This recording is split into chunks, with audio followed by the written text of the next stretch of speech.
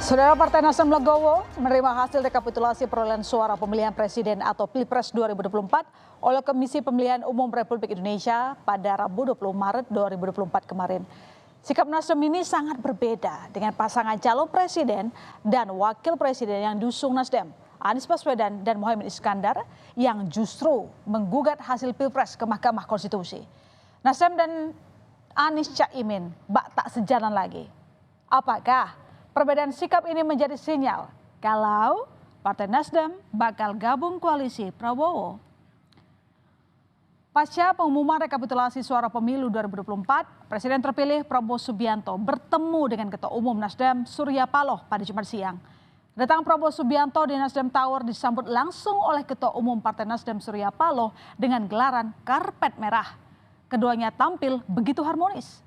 Pertemuan Surya Paloh dan Prabowo berlangsung sekitar 1 jam yang dilakukan secara tertutup. Dalam pertemuan ini, Surya Paloh kembali mengucapkan selamat kepada Prabowo Gibran sebagai pemenang Pilpres 2024. Usai pertemuan itu, Prabowo sempat ditanya, apakah Prabowo mengajak Nasdem untuk bergabung ke koalisinya? Prabowo dengan tegas mengatakan kalau ia selalu mengajak Nasdem untuk bergabung. Surya Paloh nyatanya menyambut hangat ajakan Prabowo. Paloh menyebut peluang bergabung dengan Koalisi Indonesia Maju 50-50. Sudah jelas, maksudnya pertanyaan terusnya. Ini tunggu buka puasa ini. Oke?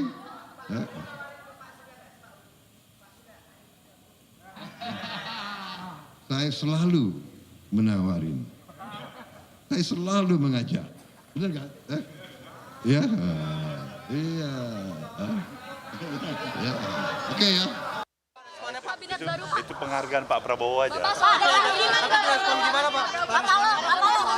kemarin menyatakan bergabung dengan pemerintah bukan prioritas. Artinya nanti setelah Oktober kalau diajak sama Pak Prabowo akan bergabung dengan. Kita lihat perkembangan ke depan ya. Berarti ada kemungkinan bergabung soal 2 kursi. Itu 50-50 possibility-nya Mas. Pak tidak mau khawatir mengembosi upaya di MK Pak. Kita lihat.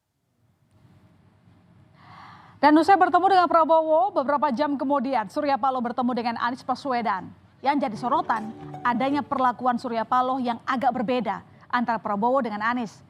Berbeda dengan Prabowo yang langsung disambut Surya Paloh, kedatangan Anies disambut Ketua DPP Partai Nasdem Sugeng Suparwoto. Diketahui Anies Baswedan dengan Surya Paloh berbuka puasa bersama di kantor DPP Partai Nasdem. Dalam acara buka puasa bersama, Anies memberikan buah sirsak kepada Surya Paloh. Buah sirsak ini diketahui merupakan titipan Ibu Anies, Alia Rashid, untuk Paloh. Momen pertemuan keduanya ini diunggah melalui Instagram Nasdem. Usai bertemu Ketua Nasdem, Anies menanggapi pertemuan Surya Paloh dengan Prabowo. Ia menyebut pertemuan keduanya tak ada obrolan khusus. Ia juga merespon jawaban Paloh terkait kemungkinan gabung koalisi Prabowo. Menurut Anies, pembentukan kabinet masih lama, masih bulan Oktober. Ia juga menegaskan tim nasional Anies Muhaimin masih fokus dengan gugatan perselisihan hasil pemilu yang diajukan ke MK. Ya tidak ada obrolan yang khusus kecuali yang disampaikan di media tadi. Jalan masih panjang karena siapapun yang nanti terpilih itu pembentukan kabinet baru bulan Oktober. Sekarang masih bulan Maret. Jadi apapun yang dikatakan hari ini semuanya sifatnya spekulatif karena siapapun yang nanti terpilih akan dilantik, baru dilantik tanggal 20 Oktober dan baru bentuk kabinet sesudah dilantik. Jadi membicarakan itu sekarang itu masih panjang. Pasca penetapan hasil rekapitulasi pemilu oleh KPU, Ketua Umum Partai Nasdem Surya Paloh menyatakan pihaknya telah menerima hasil Pilpres ataupun Pileg 2024. Selain mengucapkan selamat kepada pasangan Prabowo Subianto Gibran Raka Buming Raka, Surya Paloh juga mengatakan akan mengevaluasi kembali langkah untuk menggugat hasil pemilu melalui hak angket. Paloh mengatakan Nasdem akan mencermati perkembangan usulan itu bergulir di DPR, termasuk dari partai yang saat ini menduduki kursi mayoritas di parlemen, yaitu PDI Perjuangan. Ucapan selamat dari Surya Paloh ke Prabowo ternyata menimbulkan kekecewaan dari pendukung pasangan Anies Baswedan Muhaimin Iskandar. Rasa kecewa membuat seorang relawan menurunkan bendera Partai Nasdem di markas tim pemenangan Anies Muhaimin. Relawan ini tak terima dengan sikap politik Partai Nasdem yang menerima hasil pemilu 2024. Aksi tersebut langsung direspons relawan lain yang merupakan menghentikan upaya relawan menurunkan bendera Nasdem. Bendera Partai Nasdem akhirnya dinaikkan kembali. Ya saudara, respon Ketum Nasdem ini berbeda dengan dulu saat awal pemilu yang gencar membawa jargon perubahan. Sikapnya bahkan berbeda dengan capres-cawapres yang diusungnya. Desas-desus jika Nasdem tengah bergerak untuk ke koalisi berembus. Jika Nasdem tengah kode-kode merapat ke koalisi Prabowo, maka Anies dan Caimin justru sudah mendaftarkan gugatan hasil Pilpres ke Mahkamah Konstitusi. Menggugat hasil Pilpres, Timnas Amin meminta Pilpres 2024 diulang tanpa diikuti calon wakil presiden nomor urut 2 Gibran Raka Buming Raka. Jadi yang kami sampaikan dalam naskah kami intinya adalah permasalahan pencalonan calon wakil presiden di 02. Dari awal proses tersebut bermasalah dan lanjutan masalahnya luar biasa.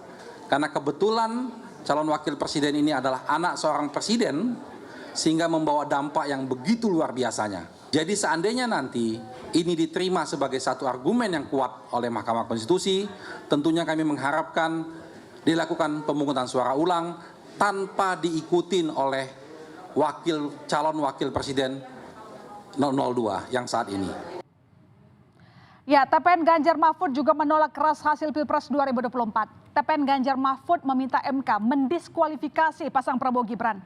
Dan hari ini, tim hukum Ganjar Pranowo Mahfud MD melayangkan gugatan perselisihan hasil pemilu umum PHPU ke Mahkamah Konstitusi.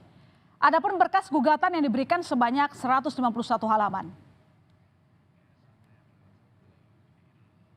Masih ada bukti-bukti yang belum kami ajukan, tapi malam ini insya Allah kita akan lengkapi bukti-bukti yang belum sempat kita binding belum sempat kita bundel pada hari ini. Intinya seperti juga sudah diungkapkan di media, kami meminta diskualifikasi kepada pasangan paslon 02 yang menurut hemat kami telah didaftarkan dengan melanggar ketentuan hukum dan etika.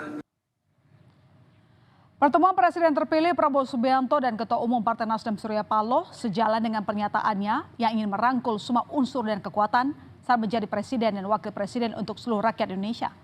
Pernyataan ini menjadi bagian dari pidato kemenangan yang disampaikan oleh Prabowo Subianto usai KPU umumkan hasil rekapitulasi Pilpres. Dan terkait dengan upaya Prabowo Gibran merangkul semua unsur, tampaknya tak cuma Nasdem. Gibran bahkan membocorkan ada sejumlah partai politik yang sudah membuka komunikasi terkait kemungkinan masuk ke pemerintahan Prabowo Subianto. Gibran menyebut ada lebih dari satu partai yang sudah menjalin komunikasi gabung koalisi. Namun Gibran belum mau menyebut partai mana saja yang bakal merapat. Selain PKB mas, Nasdem mungkin mas? Sudah ada arah ke sana, lebih dari satu partai. Tak bocorin. Siapa aja mas? Nanti ya. Yang lobby? Nanti aja. Berarti komitmen untuk membangun bersama bangsa tetap jalan dulu. Iya, kan kemarin saya sudah bilang semuanya dirangkul. Soal partai di luar koalisi yang mulai merapat kemudian dikait-kaitkan saat Presiden Joko Widodo memanggil dua menterinya yang berasal dari Partai Kebangkitan Bangsa di Istana Kepresidenan 18 Maret 2024. Pertemuan itu membahas soal pekerjaan di kedua kementerian dan juga membicarakan pemilu legislatif termasuk perolehan suara PKB dalam pemilu 2024. Kalau Nasdem dan PKB sudah mulai kelihatan sedikit pergerakan, PD Perjuangan dan PKS justru belum tampak seperti apa langkahnya. Hak angket yang diwacanakan bahkan belum kelihatan hilalnya kapan akan digulirkan. Sejak lama, Prabowo berkeinginan untuk bertemu dengan Ketua Umum PDIP Megawati. Bahkan Partai Golkar tak keberatan jika PD Perjuangan bergabung dengan koalisi partai pendukung Prabowo Gibran. Politisi PDI Perjuangan Deddy Sitorus menegaskan hubungan PDI Perjuangan dengan semua partai baik kecuali dengan Presiden Jokowi yang dianggap telah membakar rumahnya sendiri. Sementara kalau PKS Sekretaris Jenderal Partai Keadilan Sejahtera Abu Bakar Al-Habsyi menyebut soal peluang menjadi oposisi atau tidak di pemerintahan akan ditentukan oleh musyawarah majelis syuro PKS. Hubungan kita dengan semua baik. Yang tidak baik itu cuma dengan Jokowi. Karena apa? Karena dia memilih membakar rumahnya sendiri. Ya, untuk kepentingan dia dan keluarganya. Kalau dengan yang lain kita nggak ada masalah. Intinya lebih mudah menjalin hubungan dengan Prabowo daripada dengan Jokowi. Yang tidak mungkin kita masih bisa berhubungan baik dengan Pak Jokowi, itu aja kesimpulannya. Oposisi, nggak di oposisi, jam terbangnya sudah cukup. Ya, kalau memang harus kembali ke oposisi, kita juga nggak ada kesulitan. Kita kembali kepada pemerintah, kita pun juga nggak ada kesulitan. Tinggal permasalahannya adalah kita lihat dari hasil besok, baru kalau watak dan karakter PKS selalu keputusan itu di majelis syuro. Ya, nanti keputusannya mau kemana, arahnya bagaimana dan sebagainya, kita lihat maslahatnya. Ya, transisi pemerintahan terjadi di bulan Oktober nanti. Sejumlah hal bisa saja terjadi. Mungkinkah semuanya akan koalisi pada waktunya? Kita lihat nanti, lagi dan lagi. Seperti yang kita ketahui, dalam politik tidak ada kawan dan lawan abadi. Yang ada hanya kepentingan abadi.